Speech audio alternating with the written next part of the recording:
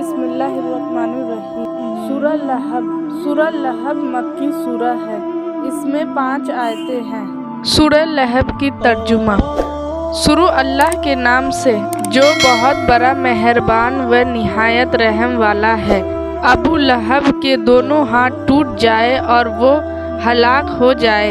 ना तो उसका माल उसके काम आया, ना तो उसकी कमाई। अब वो भड़कती आग में दाखिल होगा और उसकी बीवी भी जो सर पर लकड़ियां लाद कर लाती है। उसके गले में एक खूब बटी हुई रस्सी होगी। सूरह लहब की तफसीर।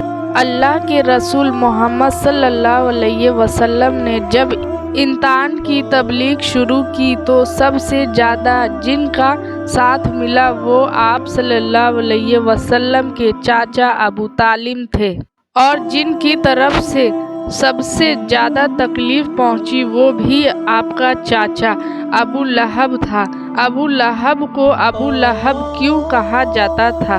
लहब का असल नाम अब्दुल उज्जा था। उसकी खूबसूरती की वजह से उसकी अबू लहब कहा जाता था, यानी ऐसा शख्स जिसका चेहरा शोले की तरह दमकता है। जिसकी बीवी का नाम उम्मे जमील था। रसूल सल्लल्लाहु अलैहि वसल्लम के नबी बनाए जाने के बाद जब तक ये दोनों मियाँ बीवी जिंदा रहे, नबी सल्लल्लाहु अलैहि वसल्लम को तफसील पहुँचाने में कोई कसर नहीं छोड़ी। सूरह फातिहा तर्जुमे के साथ ये सूरत कब नाजिल हुई? जब हुजूर सल्लल्लाहु अलैहि वसल्लम ने अल्लाह ताला के हुक्म से पहली बार सफ़ा पहाड़ी पर चढ़कर मक्का वालों को जमा किया और उनके सामने इस्लाम की दावत पेश की, तो अबू लहब ने कहा, तुम हलाक हो जाओ, क्या तुमने हमें इसलिए जमा किया था? उस मौके पर यह सूरह नाजिल हुई। उसकी बीवी उम्मे जमील भी आप सल्लल्लाहु अलैहि वसल्लम को तकलीफ पहुंचाने में आगे आगे रहती थी। हालांकि अबू लहब मक्का के दौलतमंद लोगों में था, लेकिन कंजूसी का ये हाल था कि उसकी बीवी पीठ पर लकड़ियां का ढेर उठाकर लाती थी और बुनी हुई रस्सी से अपनी पीठ पर रखकर गर्दन से बांध लेती थी। चुनाचे इस सूरह में अबू लहब और उसकी बीवी के साथ हुए बुरे अंजाम का जिक्र है। ये हाथ टूट बर्बाद हो जाए एक मुहावरा है जो उर्दू में भी बोला जाता है।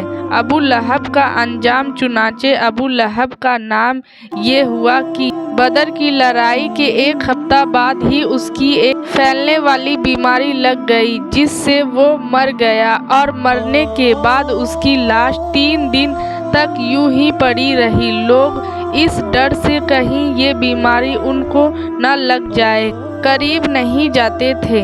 जब 3 दिन गुजर गए और बदबू बहुत बढ़ गई तो किसी तरह उसके लड़कों ने उस पर दूर से पानी बहा दिया और मक्का के ऊपरी हिस्से पर एक दीवार से लगाकर ऊपर से पत्थर डाल दिया। इसीलिए अल्लाह ने फरमाया कि उसका माल और उसकी कमाई कुछ काम नहीं आएगा।